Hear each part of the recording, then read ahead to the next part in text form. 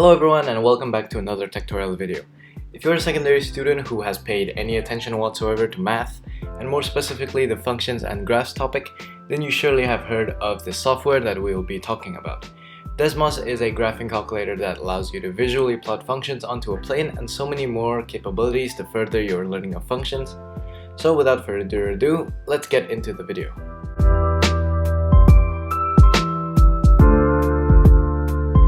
First of all, go ahead and search Desmos on your browser and click this link. You will find that Desmos can be used for a number of things. However, the main purpose, as will be explained in this video, is its graphing calculator. If you already have an account, go ahead and log into it. And if not, click sign up and accept the terms and conditions, followed by picking your preferred method of signing up. Once you have logged in, you can see the calculators provided by Desmos by hovering over Math Tools. Once you have selected Graphing Calculator, it will lead you to a graphing page similar to this one. Moving around the graph is as simple as holding down and dragging your cursor along the screen. On the box on the top left here, you can type in line equations to make the software plot the graph for you. An example will be displayed here.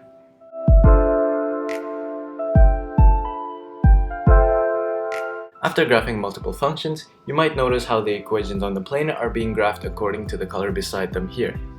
If you would like to stop showing a specific graph, click on the colored circle on the left of the function. Click it again to make it visible. If you would like to delete that function entirely, click the X button on the right of it over here. A common question in graph problems is finding the intercept between two functions or an axis. In Desmos, the coordinates for the intersection can be found by hovering your cursor over the intersection and it will show you that point. If you do click on that point, on an intercept between a function and either with an axis or another function, then it will be pinned as so with its coordinates displayed like this. You can do the same for multiple intercept points, allowing you to pin multiple at the same time with their coordinates visible like so. If you want to find the coordinates of points along the line, click on the line function, then drag it. The point will change depending on where you drag it like so. Alternatively, you can also use tables.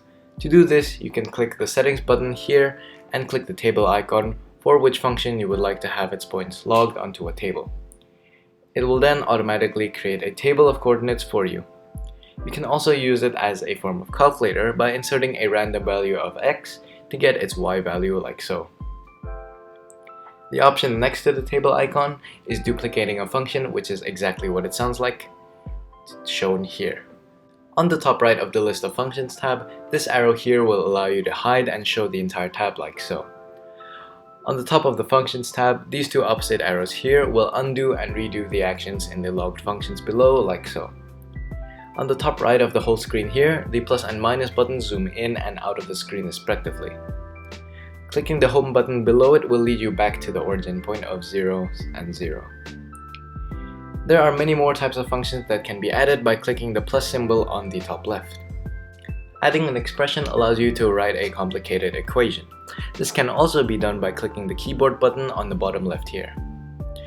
Note allows you to add a text to the graph, allowing you to add text to explain something, or perhaps by writing the functions next to the graph.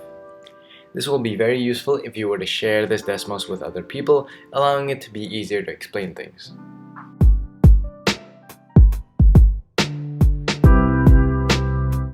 Adding a table is a bit different from what has been explained before. Rather, you can add values to this table and it will plot the points in the table on the graph for you. An example is as follows. Folder can be used to organize your graphs. When you click this, you can first name the folder here and any function under it will be part of that folder. This can be done by clicking enter and writing the function down to be part of that folder. You can also drag a function into the folder from one that you have already written down. If you want all of the functions in the folder to be temporarily not visible, then click the circle icon with the folder here. Click the arrow next to it to hide and show the contents of the folder. Inserting an image is quite straightforward. After clicking it, you can select an image from your local computer and it will be pasted directly into the graph. Here you can adjust the image by changing its center, angle, opacity, width, and height.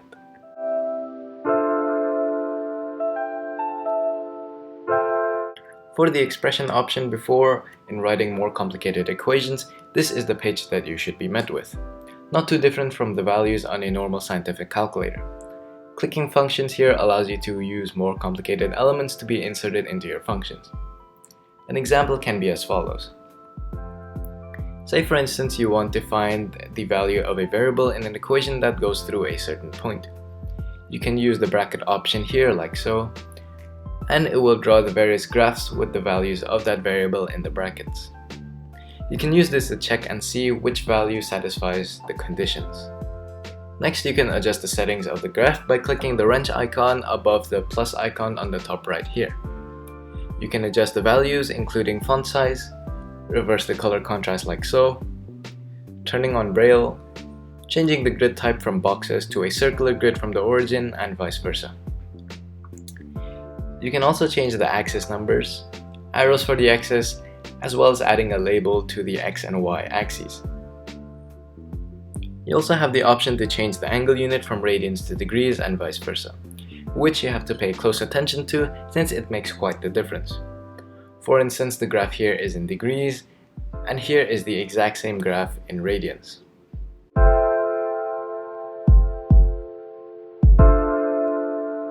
To save the Desmos file and name it, click the 3 lines on the top left next to Untitled Graph and click Save before giving you the option to name your graph. Now it will be in your saved graphs, which you can access at any time through this section here under the name Saved Graphs. Below that are templates of specific types of graphs including straight line graphs, trigonometry, parabolas, and complex graphs. You can click the examples and it will show the specific types of graphs which you can edit later on. To make a blank graph, click the new blank graph button shown here. Meanwhile, choosing the search option allows you to pick your desired Desmos template. To share your Desmos file, you can click the share button beside your account name here, which you can pick among print, export image, or embed. You can share a link to allow collaborative edits. Printing will ask you to pick options on how many pages, the layout, and where to print like so. In the case of exporting images, it follows a similar process on the resolution of the image. Embed will allow you to insert the code that you can paste into a website creator, which will display that Desmos graph into the website.